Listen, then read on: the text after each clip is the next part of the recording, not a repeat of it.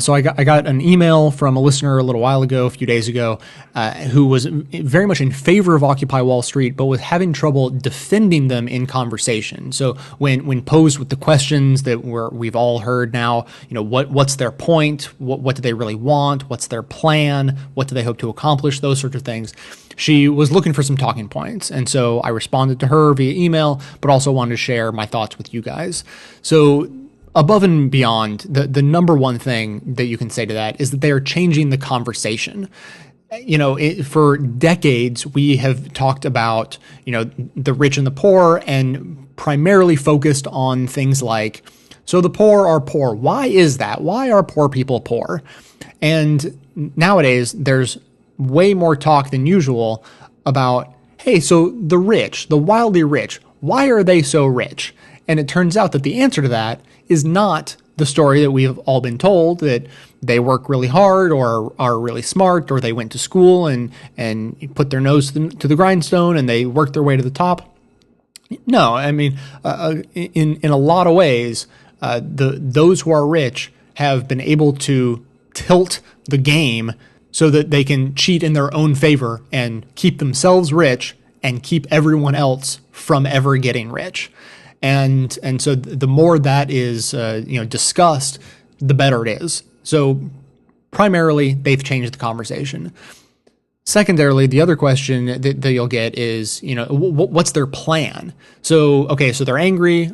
I'm with you. I'm angry too. But what good is protesting going to do? What do they want to have happen by protesting? And really, I mean, maybe it's not a very satisfying answer, but I don't find it dissatisfying at all. It's that, when they initiated the protest to begin with, there was no reason to necessarily insist that they predict that they would have begun to change the conversation in the country. They didn't need to have that as one of their goals. We want to march to change the conversation. They didn't necessarily know that was going to happen, but it did happen, and it is happening. And so the other things that will happen down the road are equally unpredictable. But what you can know for sure is that action is favorable to inaction if you want something to happen.